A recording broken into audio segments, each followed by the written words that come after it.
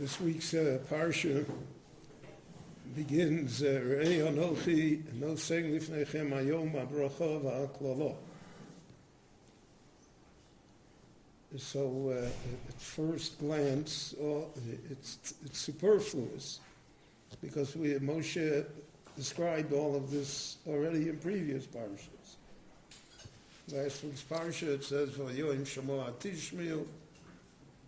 So then Asati Matar Artzachem, and if you don't, then Bechoraf Hashem Bachem, Batzar Soshamayim. So this entire subject is a repetition.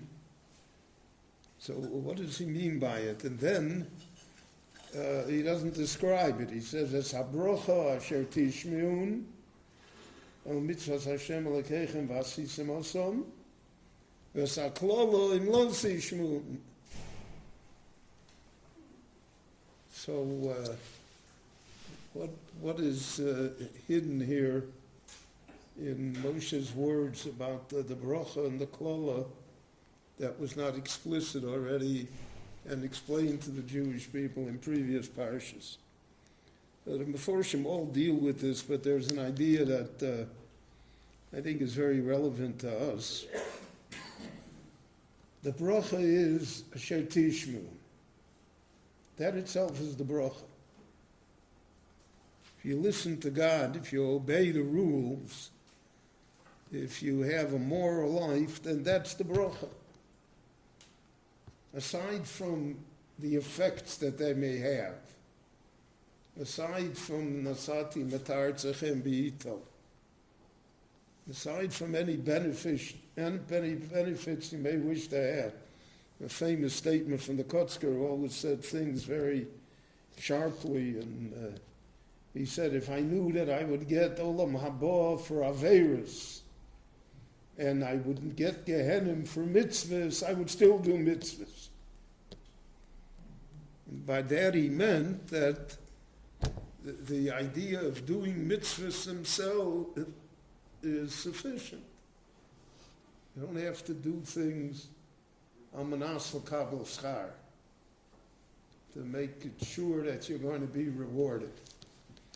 But that life itself rewards people that do things properly. If they do things properly, especially in the Jewish world, then there's a satisfaction to that as well.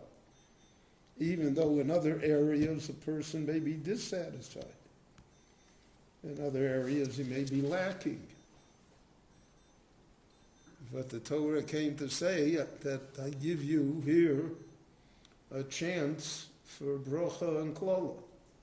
And the bracha is asher tishmun, and the klola is im lo tishmun. That stands alone.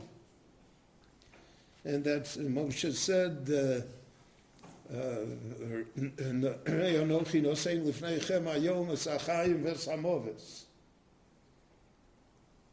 Life and death, v'chorta b'chayim. Choose life. Because there are many times in life that a person doesn't feel that life is really worth choosing.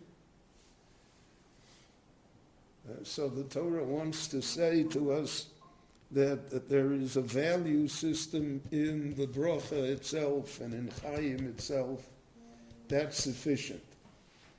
So Chazal saw in that the idea that no matter what a person does in life, a person should have a feeling that he's doing what Chazal called Meleches Shamayim.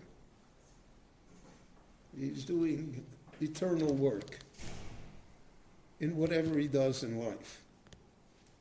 I've mentioned to you many times that the famous medrash about Chanoch. Chanoch is mentioned in Chumash Breishis. Vayisalei Chanoch es Elohim ve'inenu, ki lo kach oso Elohim. Chanoch is such a holy person. The Talmud counts him to be one of the few people that he went to heaven without the Malach HaMoves. however will understand that. It says, Ki lo kachol shel Elokim. God took him. So he's a person of great holiness, great piety. So the Medrash asks, so what did Chanoch do? What yeshiva did he had? We know it was Shem Ve'aver had whatever they had. Noah had a teva. Avram said, Vayikra B'Shem Hashem, wherever he went. What did Chanoch do? That he should merit such a status, such a reward, that he should be held, that the Ribono Shel Olam took him. So there's a strange medrash, out of the box medrash, that says that Chanoch tofer manolim hoya. That Chanoch basically made shoes, sewed shoes.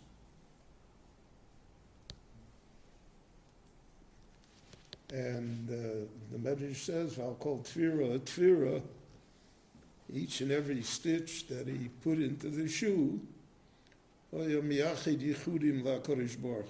sang the praises of God.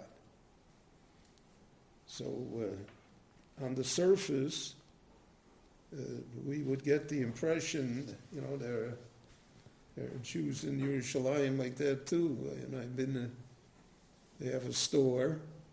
They sit in the back of the store and they learn, or they say Tehillim all day, and they're really annoyed when a customer comes in because he's interrupting them. So we imagined that was what Chanoch's shop looked like. That he was miyachid yichudim lakadosh baruch hu. He was saying Tehillim all day. But Rabbi Salanter says in one of his brilliant insights,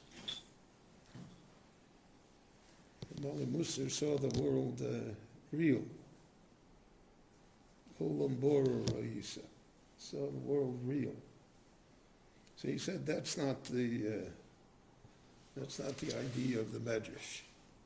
The idea of the Medrash is, I'll call tfira, each and every stitch that he put into the shoe was a good stitch. He gave the customer his money's worth. He sold quality. When a person does what he is supposed to do, honestly and with quality, so that's miyachid yichudim lakadosh baruch hu. Now that is part of it. That's part of the picture. And that's included in that if that's a mitzvah. It's a mitzvah to give somebody their worth, to be honest. Right? We have all sorts of halachas between workers and owners and customers, and it's not just whatever one wants to do. So that is the bracha. If a person feels that he's doing something important, even if what he's doing is menial. So they say on Rashi's Rebbe, it's a legend, that Rashi's Rebbe, when he became old, so he could no longer function as a Rebbe. But he became the shamus in the yeshiva. He would clean out the Aron Kodesh, he would sweep the floor. And because he wanted to remain in the yeshiva. Shifti b'veis Hashem kol yimei chaya. So it said that, Rashi said before he served by saying the shiurim, by teaching the hard Gemara, and now he serves by sweeping out the Aron Kodesh. But both of that is Melech Shemayim, depending on how you look at it, depending what your attitude is. What do you think is important? And that was a